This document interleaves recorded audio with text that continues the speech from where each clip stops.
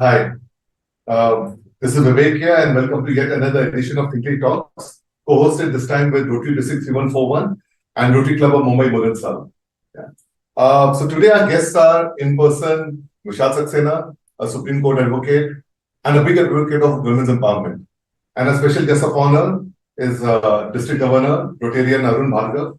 So first of all, a big welcome to both of you. Thank you. Yeah.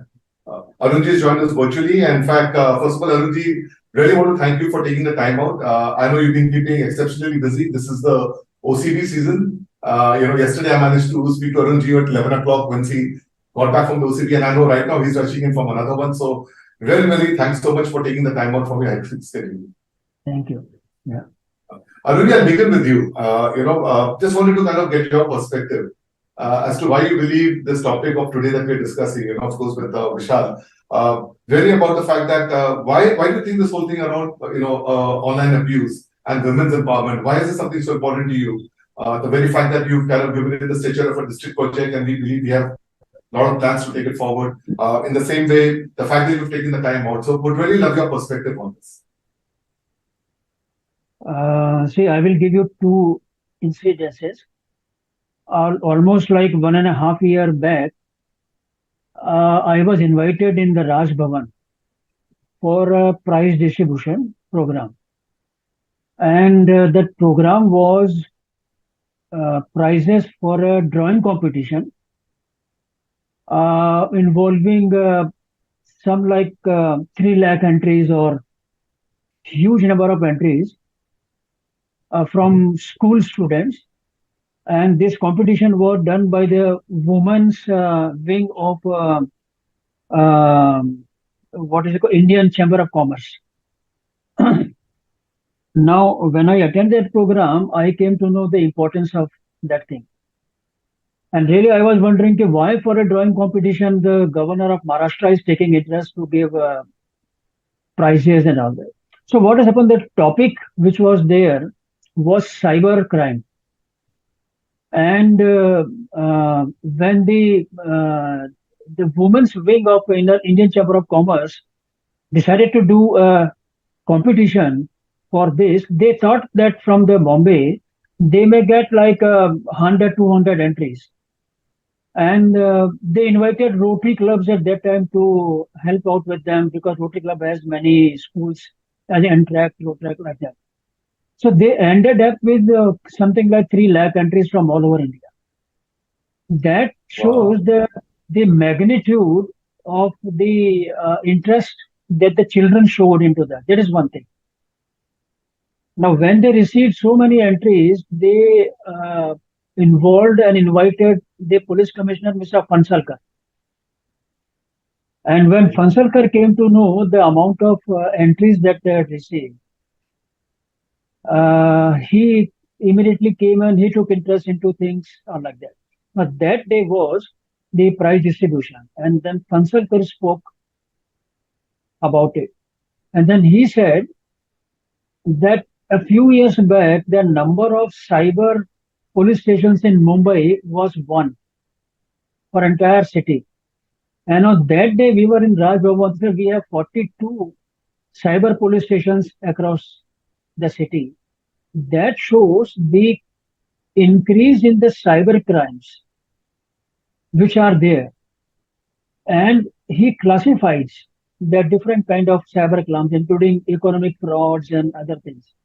And one of the major things that he mentioned on that day was the bullying of children on social media and online platforms. And he said this is a very major issue. And because of that, there are suicide cases which are coming to police. So much of the bullying or so much of the blackmailing is going on. That is one incident. Then I think about 6 months back, or maybe about 5 months back, I was invited by Rotary Club of Mumbai South. They organized a program on cybercrime. I think they organized a Raila on cyber safety and different topics. Raila and it was for the school children, not a college student, like a Raipen. On the final day when the prizes to be given, I was there, and next to me on the dais sitting was the police inspector of the Churchgate area. And the police inspector, when he spoke about it, he narrated the same thing, repeated the same. He said that these crimes for children is increasing day by day. And these are from the schools or from the community or from the neighbors, everywhere. And these could be very simple, like somebody bullying you to do his homework. Otherwise, he will do something, or it could be as strong as some sexual crime or uh, threat to rapes or all those kind of crimes were there. So that shows the kind of seriousness of the cyber crime towards the topic that you have picked up. So, in my opinion, this is a very apt and it's a very important thing that your startup, which is something very interesting, you took it up as a social cause. And I'm also seeing Vishhal Saxxenaa, who is a Supreme Court advocate, speaking. And I know about Vishal, he has been very passionate on this topic. And I know he has spoken to close to maybe 10,000 or more children and students in Palghar, Mokhada, Jawar, those areas, which is really very important, very educative, a great thing to reach out to people, educate them, which will help reduction in the crimes, I believe. So, Vivek and uh, Saxena Saab, both of you, my compliments to both of you. I hope this program and the recording, which will be seen further in future by people, will help them get them educated and where to report for these and for the signs of if somebody in your house, a child or a grown up, is going through cyber bullying, what are the signs, how to identify that and how to take care of them. I hope it will be very useful for them. So my compliments to you. Vivek, take over.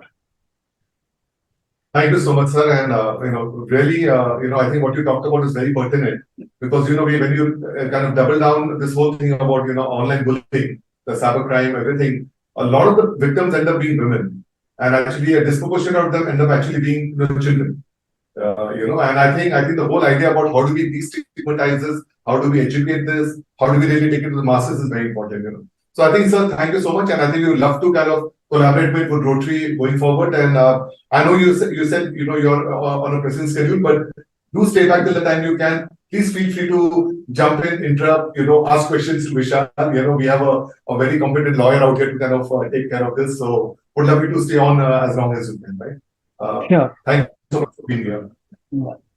Vishal, I think sir really set the context very right, and I think before but we dive in, like sir talked about, I know you've been very passionate about this subject, right? I mean, in fact, just a few weeks back, you were I think at Dahanu addressing around 1,000 school children, and as sir talked about, you've reached to maybe 10,000. Really, what really drives you to do this? Because I think I'm sure as a High Court advocate and now Supreme Court advocate, you're extremely busy. Your time is precious. So why, is this so important to you? See, it began during COVID times when I was delivering a lecture online on Rotary platform only. RA President was the chief guest. So one girl, 12-year-old girl, personally messaged me that I am being raped by my father for 3 years. Right. So see, like for 3 years, it means when she was 9. So 9 to 12, she was continuously being raped by her father. Then we paused the seminar in between, so I got him arrested. Okay. He's behind the bars now. She's living happily with her mother. So that was the inspiration. Many children would be there who are scared to speak up. Right. So this is the most motivating factor for me to reach out to as many people as we can, and we can help them with. Because if you are saving a life, it's priceless. Right. We can't put a value in it. Like if we are doing a project, we can say it's worth rupees crore, 2 crores, 3 crores. Sure. But you are saving a girl child or a woman, and you are saving a life, like for the lifetime, she will be very happy. So it is priceless. Right. So that's the most motivating factor for us. Amazing. So I think your whole personal experience, about knowing somebody who's actually going through it and being able to make a difference really kind of spurred Yes, you yes. on to kind of take this up as a personal project, right? Really, I think really credit to you, because I think a lot of us just read about it, but I think you decided to do something about it, and really appreciate that. Now if you think of it, if you look at statistics, India along with Brazil and USA ends up being, that has a dubious distinction of being one of the top three countries when it comes to online abuse. Yes. Not surprising, obviously, because India has the second largest online population, perhaps only behind China. And we don't have really statistics from China. So that's why India is among the top three. And statistics also go on to say that, one out of every three women has actually experienced some form of, cybercrime, cyber abuse, or online abuse, So, we use the term very loosely, but, if you could kind of talk about this as to what really constitutes online abuse, what really constitutes cyberbullying. Okay, so if we can define as like what is offline can be on online platform too. See, if a boy is stalking a girl physically, he can stalk a woman over the internet platform, maybe on Instagram, maybe on WhatsApp, maybe on emails. Sure. For example, if a girl has put her picture on as a DP picture on WhatsApp, so he can pass any kind of comments. You are looking beautiful. You are looking like any kind of lewd comments he can pass.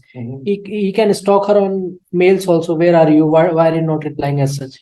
Right. Instagram in today's scenario, Instagram is in the in thing. So if I post a picture, if a girl posts a picture, maybe she's traveling with her friends, and a person comes and interfere about, okay, where are you? When will you come back? You're looking so beautiful in those like beautiful place. Right. And the girl feels that yes, he's intruding into my privacy, he's interfering in my personal life. Then yes, it is an online abuse. So I think basically you're saying from the victim's point of view, if a victim feels threatened, intimidated, harassed, or feels a humiliation, I mean that can be considered as a cybercrime. Yes, it depends on the victim only. On the victim. So it's about the victim's feeling and yes. So I think that really opens up a very different thing, but I want to come back to that later. So also somewhere else, kind of, when you were just doing the study online, it says that look, for something to be qualified as a cybercrime, it needs to have 3 or 4 criteria, and I think they talked about the fact that there needs to be an intention, because sometimes it can be just an accident. It needs to be repetitive. It needs to be emanating for some kind of a power imbalance, because usually if you look at the whole online bullying and all that, or the abuse kind of happens from people who have disproportionate power compared to the victim. It could be a boss, it could be a superior. In the unfortunate case you talked about, it was a parent, like in that sense. And it has to be an element of either anonymity, or on the other hand, somebody who's publicly shaming you, right? Would that be a good way to kind of look at it? That No. See, intention is must. I agree. For any crime, intention is must. Whenever the police files a FIR on behalf of a lady, they see the intention. What was the intention of the particular man? But how will you check the intention of that particular person? Only when a woman files a complaint, only when the police investigates the matter, then only police will come, or the authorities will come to know, okay, the intention was right or wrong, or it was repetitive in nature or not. So first and foremost, you have to file a complaint. So for complaining, nobody stops you. These are factors which are like after the complaint. Post-complaint, these factors will come into the picture. Right. But pre-complaint stage, these factors are null and void. Right. First, you go to the authorities, you just file a complaint. Okay, this person is like whenever I give lectures, one common question is being asked every time. That guy was staring me for 15 minutes. We can stare, obviously. Maybe you are looking familiar to one of my relatives. I can stare. So I asked, okay, why were you staring for 15 minutes? How would you come to know that yes, he's staring for 15 minutes? Right. Is it repetitive in nature? It was in front of school or in front of house. Then okay, they came to know, okay, that was not repetitive, or the intention was clear. It is not good for complaining. Right. But yes, if you feel so, at least file a complaint. Let the authorities check whether the intention was right or wrong. Right. So I mean, in fact, the chat is flooded with questions, and I'll try my best to kind of conflate and integrate some of these questions. But I think if you touch upon this topic of online abuse, there are many nuances to it. There are many layers, right? Of course, one is of course the legal layer, but there's also the whole societal layer, which is where I think organization like Rotary can kind of come in. There's a psychological, technological, and there's probably a moral layer to all of this, right? Now, in your mind, when you look at it, do you see that you think of any crime that happens is on a spectrum, like you talked about it? I mean, somebody just looking at somebody social context. I mean, there's somebody who's come from a village, comes to Bombay, is just staring at somebody, and same way, suddenly I think access to the online allows you to kind of go befriend somebody online. You mistake somebody's reply as being over-friendly, right? How do you really define the whole spectrum of that being, a crime in that sense? Because one is, of course, leaving it to the authorities, but what do you really think is a litmus test that happens when authorities double down on this? When you have a sense of fear as a victim, that's But I could honestly, I mean, I could be anxious, I could be fearful of anything, right? So how do we define that?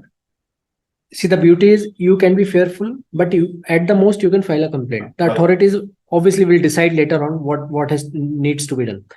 But foremost, if a girl is having a dinner at a restaurant, now in nowadays what happens? We first click the picture, then we bother to eat whatever is on our plate. So we have posted a picture. Now the girl posted a picture, boy immediately posts a comment. Okay, the dish is as beautiful as you are. If the post has come from a stranger, you are like a girl is on alert. Okay, who is he? I don't know him. Forget about somebody known. Somebody is known to you, or your relative or cousin is posting the comment. It's okay. Now, what she will do? She will immediately either delete the post or she'll ignore him. Sure. Now, next thing he will do, normally, oh, you're not replying to me. What happened? Do you know me? I want to become friends with you. This is my number and all that. Now, the second reaction is she will delete the post. Now, when she's deleting the post, it means a sense of fear has arrived. Now, this is where legal option comes in. If there is a sense of fear, if you think, yes, he has crossed the line, then it becomes, yes, valid for filing a complaint. If it is repetitive in nature. If he stops there and then and there only, it's fine. But again, from different ID, he's commenting the same thing. Yes. So the fear is the main thing. Fear, and you can sense that he is coming into your personal space. So there are a couple of questions I just want to pick up. One is from Mohit and Gayatri, just to kind of link them in. So Mohit is really asking are there any particular challenges in addressing online abuse compared to offline abuse? I'm sure as an advocate, when you are pulled in, you obviously would have the thing about evidence. Of course, there's now a lot of forensic work that's happening online also that you could do. So that's one. And similarly, Gayatri is asking that are there any misconceptions about online sexual abuse that you would like to address or clarify? So maybe you could just pick them up. See, I'll take Mohit's question first. Sure. What was his question? Online? So, he said, are there any particular challenges in addressing online abuse as compared to offline? No, I think online abuse is much better to catch because it's an evidence in itself. If somebody is sending lewd comments over WhatsApp, on a WhatsApp message to one particular girl, it itself is an evidence. It's in writing, it's in black and white. Whereas offline क्या होता है, अगर मैं सीटी बजा के निकल जाऊं तो कोई लड़की को पता भी नहीं चलेगा क्राउड में किसने बजाई. But at least जब आपके हाथ में फोन है, you know who is calling you, who is posting a comment. At least you have the number. So when you go to the police officials, you can directly say, this is the number, find the owner, he is passing such and such comments. Absolutely. Cybercrime के साथ don't confuse it with cybercrime. Cybercrime में क्या होता है, somebody asks for the OTP, ATM card जैसे fraud होते हैं. Sure. उसमें क्या होता है, वो नाइजीरिया से बैठा हुआ आदमी भी can commit a fraud. So cyber crime locate करना बहुत टफ होता है, इवन फॉर ऑफिशियल्स. बट ये ऑनलाइन जो लोकल जो क्राइम्स हैं, जैसे मे बी हैरेसमेंट हो गया, हम कह सकते हैं स्टॉकिंग वगैरह हो गई, तो we can easily catch the offender. So this is how it is, I think, more because it is an evidence. Right. Foolproof evidence. And I think under the Information IT Act right now, I mean, yes. It's all recognized. Anything online, digital is now recognized as evidence. Yes. So I think to that extent, there is obviously the IPC has very clear, platform on which to kind of base it on, right? Yes. You talked about the harassment and you talked about stalking, right? I mean, there are multiple forms of online abuse. I mean, it could be in terms of what they call it doxing. That means, revealing somebody's personal information. They talk about trolling. They talk about blackmail, they talk about sending explicit. In your thing, if you were to kind of say, which are the top 2 or 3 that you normally see? Top 2 and 3 is the first thing is a boy sending his own pictures, like without clothes, to a girl. Okay. That's the major thing. Mhm. Second thing, asking her pictures. Mhm. And when you give your pictures, then third stage comes in, which is blackmail. Right. So first thing, he's sending his own pictures.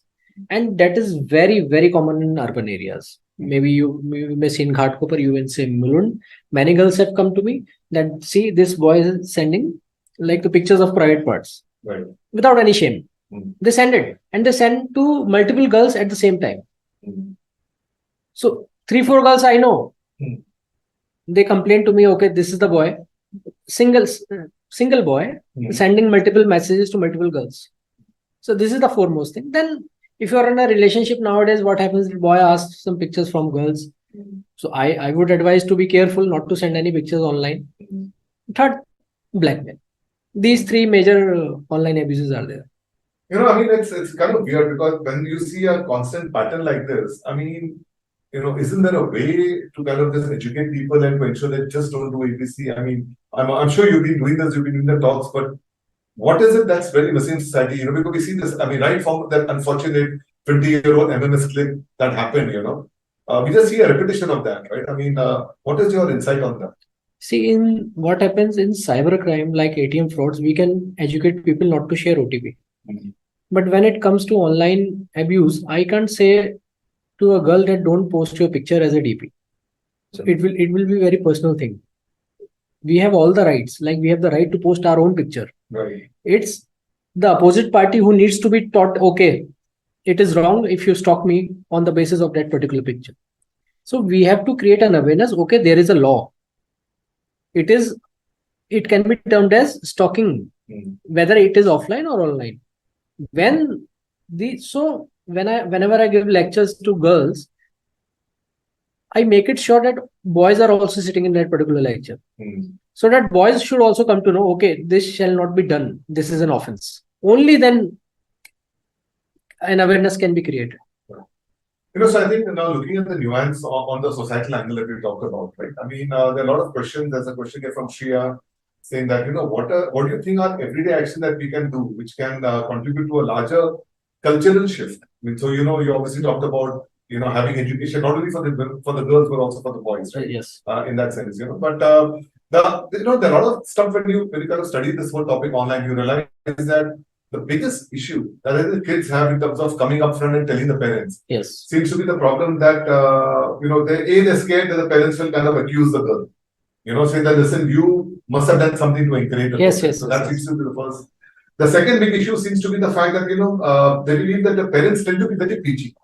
I mean, they can never confide in the parents because, the moment you talk, it's either going to be a sermon or it's going to be an acquisition, one of those things. Anything that you want to talk about on that side? See, when I was in Dhanu, a girl came to me and shared one experience. When you're in Dhanu? Dhanu, yes. Yeah. So she was, I think, 19, and she was online stalked by her cousin. And now the irony is that he's being a relative, she can't confide in her parents. So she came to me, she was all in tears. Okay, like online as well as offline. Right. When she was sleeping, he came near and tried everything. So finally, she confided to her parents that, okay, this has happened. Now the parents on the other side has complained about this girl only. You might have done something wrong. That's why he is coming to you. Yeah. First thing. Yeah. Second, then she tried to speak with her friends. Now the friends really helped her. Third thing, they went to the teachers of that particular school. Now in turn, teachers helped them, counseled their parents of that particular girl. Then that cousin was stopped. So first thing, parents तो यही बोलेंगे तुमने कुछ गलत किया होगा. That's why a guy is able to approach you. Why are you not so strict? जबकि ऐसा होता नहीं है. We can't, like, girls can't do anything. Right. If somebody is has all the intentions to approach you, he will approach you. Right. Whether it's a cousin or मामा चाचा, ये सब चलता है फैमिली में. इस तरीके की काफी कंप्लेंट्स आती हैं. Right. कि जब फादर का एक इंस्टेंस आ सकता है तो किसी का भी आ सकता है. So पहले तो ये है कि पेरेंट्स जब भी ऐसे लेक्चर्स हों जैसे this podcast, so parents should be aware that yes, these things like happen and these are very normal things in day-to-day life. Right. These can happen to anybody. Your daughter, my daughter, daughter's friend, जिसके साथ भी हो सकता है. First, the parents should needs to be educated. Right. Second, if parents are not listening to you, अब जैसे एक मुलुंड का एक केस था, that girl was going to coaching class and some few boys were stalking her physically. She complained to the parents. Now what the parents did, they told her, go 3 hours earlier, sit in the class, have your lunch there, you sleep in the class, or you change your road. What can she do? So this is, I mean, the same problem that you have, that we tend to kind of talk about the whole patriarchal mindset that we have. Yes. I mean, and you're talking about this, obviously, this is in Mulund, you said, right? Mulund, yes. So you're talking about a cosmopolitan area, right? As well as in the Hanun. Both are same. Right. See, criminals are same. No, but I think more than that, I mean, the criminals are the same, but I think you would expect, a parent living in Mumbai to have a very different, attitude towards that, right? But expecting the thought, first of all, expecting that. No, they are more fearful actually. Mm-hmm. I will share my experience. A girl came to me, a very prestigious school of Bombay, can't name obviously. She came to us that my servant at my house is harassing me, and parents are saying they can't do anything because they don't have time, or ये नौकर भी चला जाएगा हाथ से.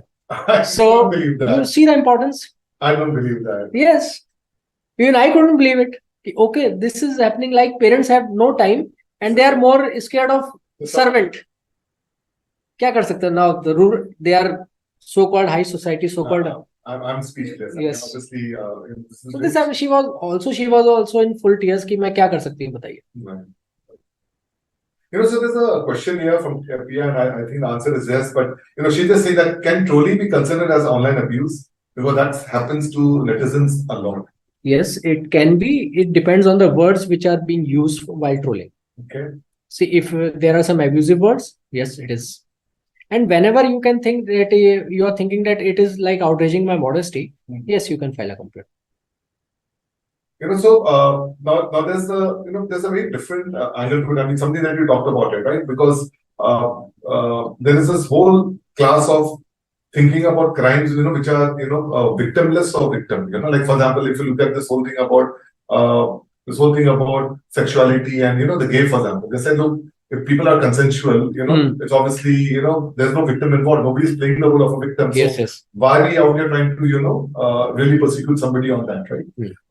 In the same way out here, completely on a different spectrum. Now you have a scenario where you say that somebody just trying to be a little friendly, and the person feels offended. So now what you're doing is really based on the victim's assumption. You are defining whether it's crime or not. So I'm just trying to say that it seems to be two very different ends of the spectrum, right? Because maybe there's a social context, maybe there's a cultural context in which something could be misunderstood, right? How do you go about dealing with this kind of an issue? And I think just to kind of stay with this, there's a lot of thought about the fact that how maybe 5 years back this whole Me Too movement started, which was actually an overreaction in a way, right? And we suddenly had people coming out and saying that even I was like, and so much so that I think a lot of even feminists think that it kind of got overplayed and overreacted, right? So, when you start looking at stuff like this online, because there is anonymity, there is distance, there is safety, your behavior will not exactly be the same like it is offline, So, how do you balance this out? I mean, do you think that sometimes it makes sense to just let it go? Or should you be actually as adversarial, as aggressive as you would do it offline? I mean, some practical thoughts from you on that. See, the major difference between an online conversation and an offline conversation is while having an online conversation, you can't read expressions and emotions. See, I can write, hello, how are you? So you may read, yes, I may sound rude. Yeah. जबकि हम physically मिलेंगे, hi Vivek, how are you? So it sounds different. But for netizens, I would suggest that don't go for abusive words at least. While texting, you should be very, very formal. If you are not so close friends, like me and you, we are close friends, we can write anything on the WhatsApp. But if you're a kind of formal friends, don't write too much. Write only formal things. Greet each other, yes, you can. Hi, hello. We are meeting on this date, yes. Because when you cross the line, you never know what the other person is thinking about. Right. Or what is her space. Right. We never know because it's all online. So my suggestion, my practical advice is don't go overboard. Don't share any kind of pictures, being overconfident that other person will not do anything, or other person is becoming too friendly. Because what happened, अब जब भी लड़के आते हैं हमारे पास तो ये कहते हैं, sir, girl is saying hi. So girl is saying hi, it's very normal, but for boy it is not normal. It is much more than normal. A hi coming from a girl, it's like anything.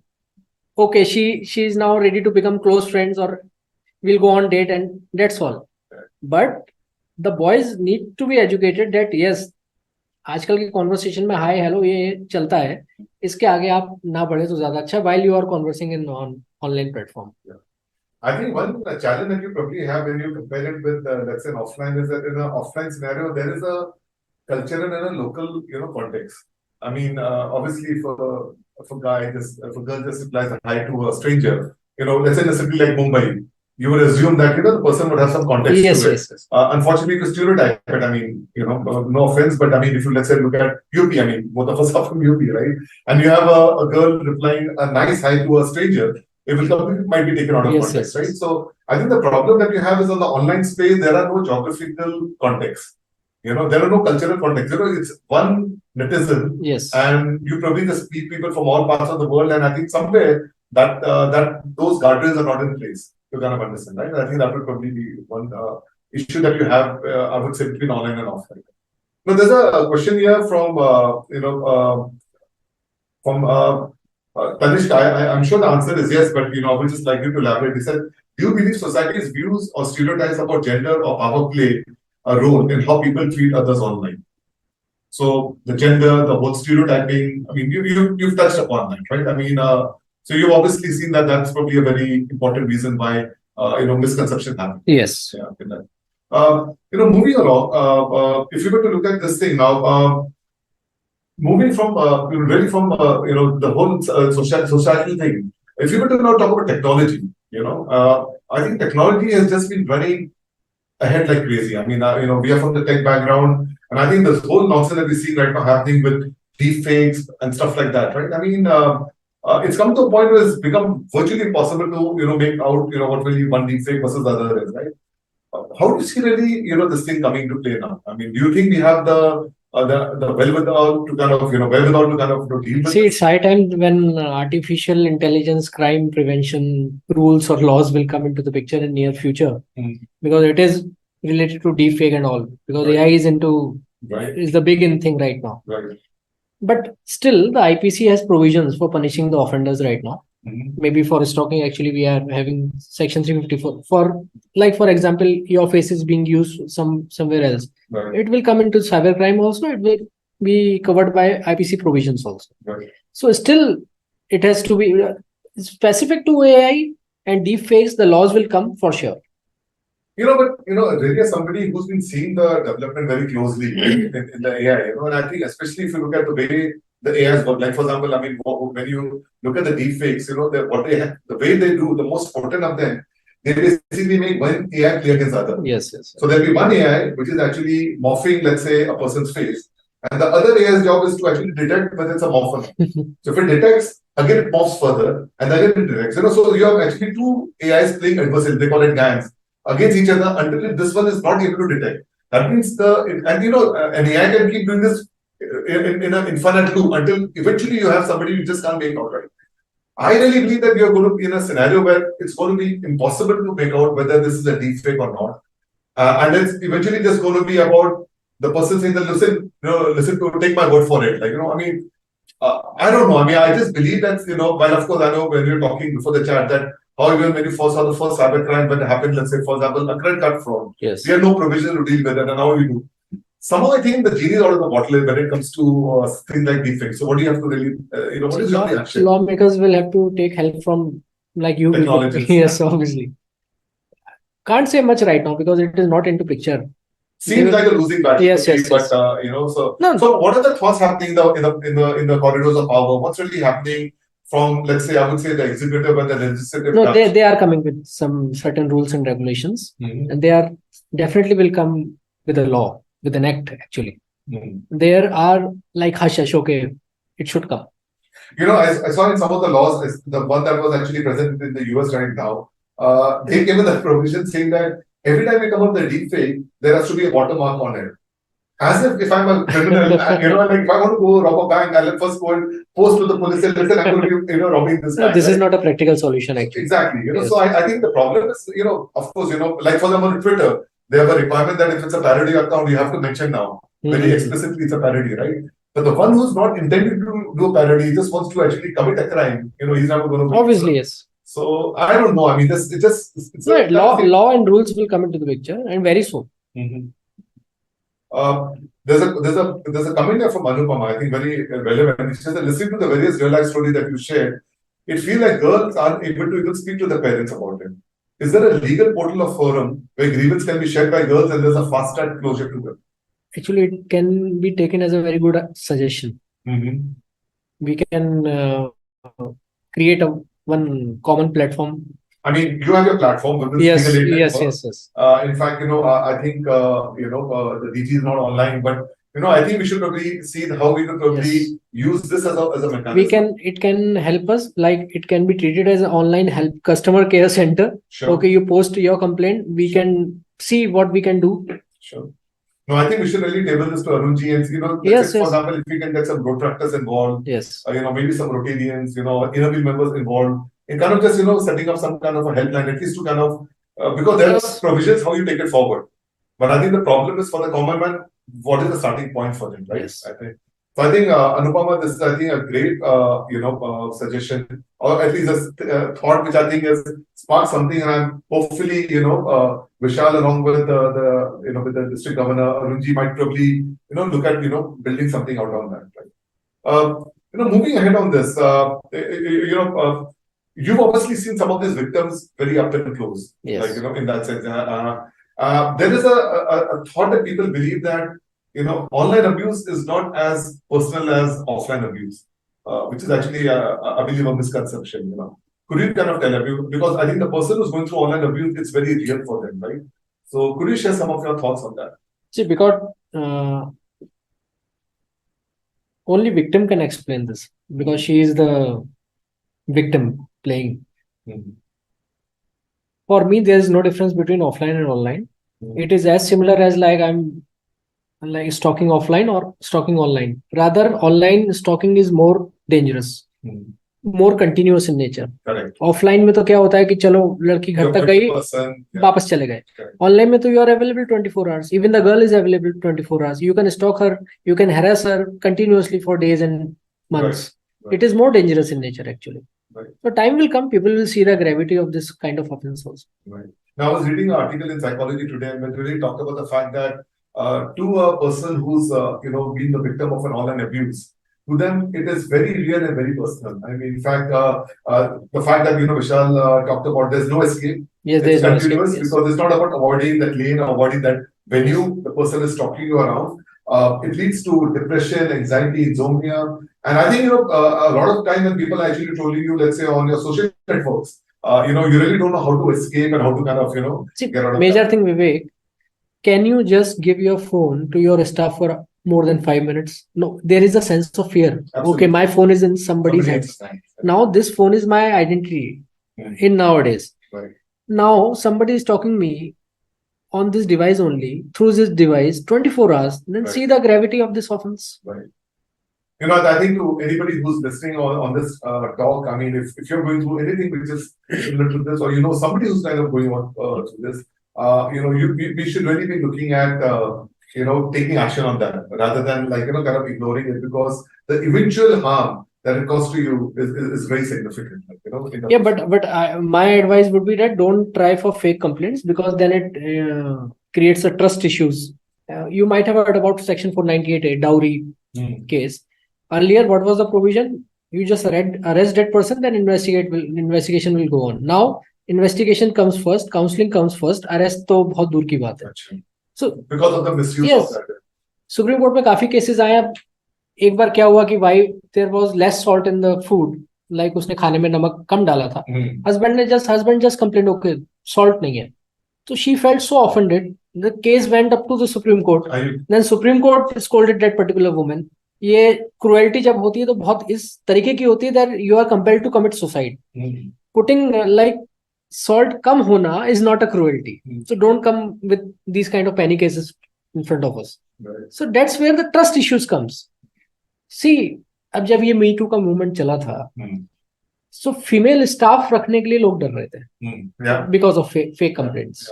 Yeah. हमारे जजेस के ऊपर भी आ गए थे acquisitions. Sorry. Corridor high court के corridors में film actors का तो आना जाना डेली लगा ही रहता था मीटू के चक्कर में. Right. But what happened to MeToo movement now, where is it? We lost the gravity, we lost the main cause of that particular movement. तो Okay. उसमें क्या होता है, वो जेन्युइन जो होती हैं कंप्लेनेंट्स, उनका जस्टिस डिलेड हो जाता है. Do you see the same issue happening offline, that the number of reported cases offline, 7-8 of them are Yes, fake? because see, female oriented laws हैं. Hmm. The laws are female oriented only. So अभी एक experience में बताता हूँ. When I go to gym, one my personal trainer had an experience. He had a fight with a neighbor Hmm. over like the कचरा उसने उसके घर पे फेंक दिया, उसने उसके घर पे फेंक दिया, ऐसा. Hmm. So there was a dispute. Now what the female complained, okay, हाथापाई हुई, इसने मेरा दुपट्टा खींच लिया and all. Hmm. So when the female is complaining, the law is favoring female, the police has to take the complaint. Right. So, but ultimately investigation will cover all the things, okay, that is a fake complaint. Now what happened when a genuine lady will go to the police authorities, they will doubt over the intention of the ladies only. So इसलिए आजकल जो ladies की complaint रहती है, FIR जल्दी file नहीं होती, इसलिए फाइल नहीं होती. Because first doubt is on lady itself कि हाँ ये कंप्लेंट जेन्युइन है या नहीं. So there's one question here saying that many police officers refuse to write down an FIR. That's why. But then what's the Acha, action? see, if you are genuine and the police officer is refusing to write an FIR, then you may approach the senior official, which is like ACP, DCP. Mhm. Then DCP अगर नहीं कर रहे हैं, you may file. Nowadays you can email, Mhm. or you can directly email to National Commission for Women Delhi, and obviously in Maharashtra branch. So what happens if you are if you are writing a mail to NCW Delhi, the Delhi NCW will write a mail to Commissioner of Mumbai. Right. Commissioner of Mumbai in turn will direct the DCP to take the action. DCP in turn will direct that particular officer of that particular area, okay, you take the action. Right. Now, I think very interesting, and I think it's just making me think more and more that how we need to probably build some kind of a resource on this community of yours, which is the Women's Legal Aid Network, and probably just make this thing very accessible in a very Yes. Then I just want to understand, like there's a question saying that should there be a re-evaluation of laws to align them, because I think what you had is you obviously are starting with an offline context. The IT Information Act that came up obviously was trying to interpret it from offline to online. And I think now similarly, when you're looking at abuse and you're going from offline to online, are the current things sophisticated enough to kind of be what they are, or do they need a major upheaval? My profession is not allowing me to comment anything. Achha. So we have to go with it. Let it be. The lawmakers will ultimately come to know what is wrong, what is right. Okay. See, for example, rape of a 12-month-old baby and rape of 65 or 85-year-old lady is same for me, but not for law.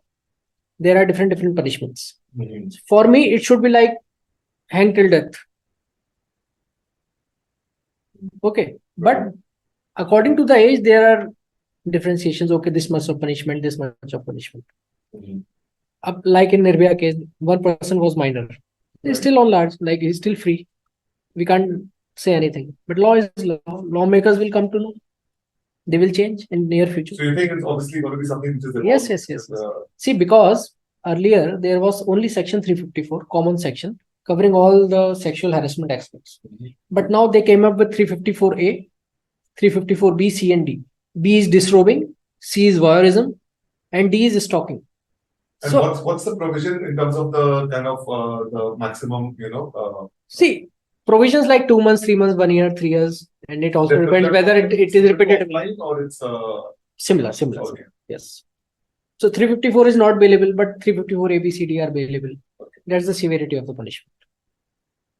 So according to the time the law has been amended, they came with Because what was happening in Gujarat or in Delhi or in Maharashtra, whenever a lady was going to a mall and she was entering the changing room, the manager has fitted already a CCTV camera, a small camera, maybe in nail or what. Right. He was watching her. So that's when the lawmakers came to know, okay, this thing is also happening. Let us come with a specific law. Right. They came up with 354C voyeurism. It defines like no lady would expect somebody to take a picture or to watch her when under certain circumstances, maybe washroom, changing room with her husband or boyfriend. Right. So they came with a very, very, very, very specific law.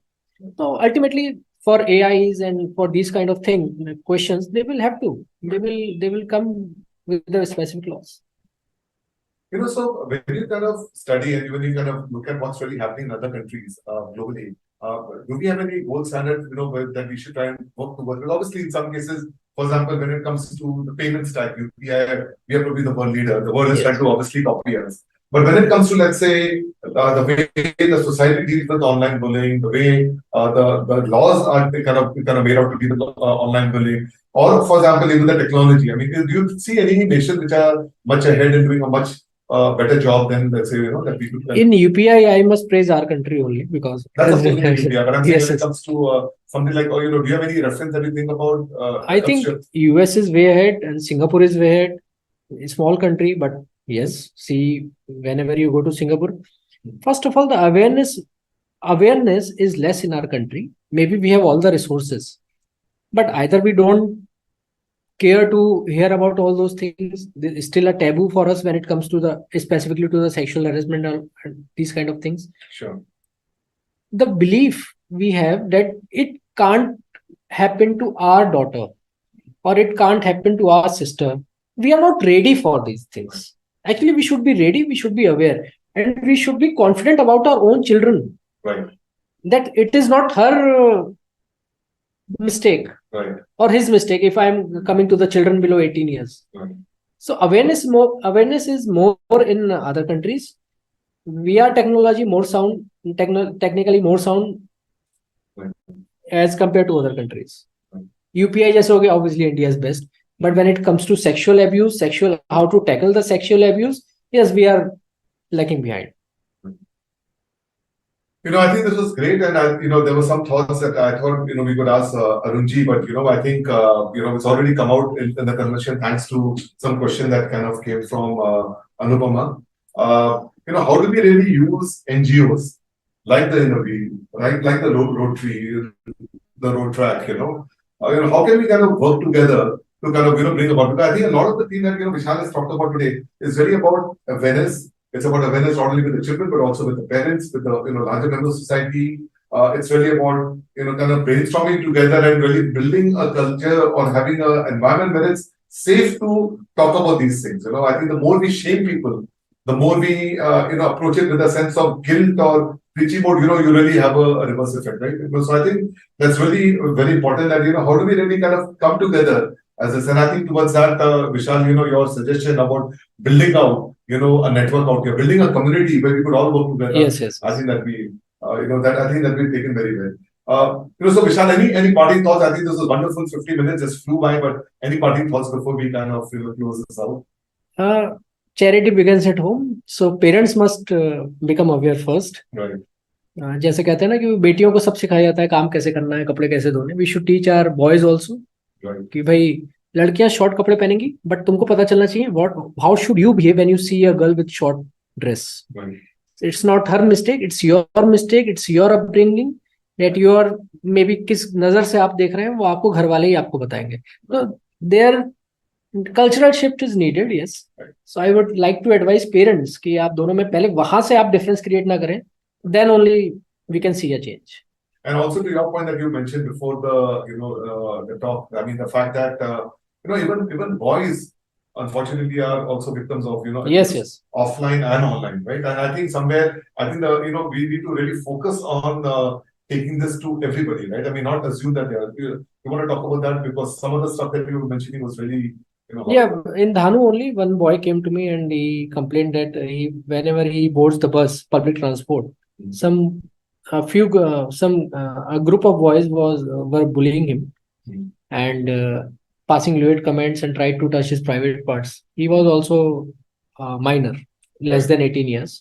So he was like hopeless. Whom to complain? Because he is a boy. अभी क्या हमारे में impression रहता है? How can it happen to a boy? So he can neither complain to his parents nor to teachers because everybody was laughing. So bold enough, he was like, he came on over the mic, took mic from my hand जबरदस्ती से कि आप मुझे mic दो, मुझे चीज बोलनी है. दहानू और वो ग्रुप भी वहीं बैठा हुआ था जो उसको बुली कर रहा था. एंड थैंकफुली अब उसका फिर फोन आया मुझे कि सर अगले दिन से मेरी ये कंप्लेंट खत्म हो चुका, because they were so scared now कि there is a law. Right. No, wonderful again, so Vishal, thank you so much. Thank you. Really enjoyed. I think thanks once again to Rotary Club of Mumbai Munun South for taking the initiative, and for District 3141, for District Governor Arun Ji for kind of really kind of giving this a stature of a district project. And we look forward to a lot more conversations, a lot more dialogues on this, and maybe we can all just kind of come together and make a difference. So thank you so much and have a good evening. Thank you so much.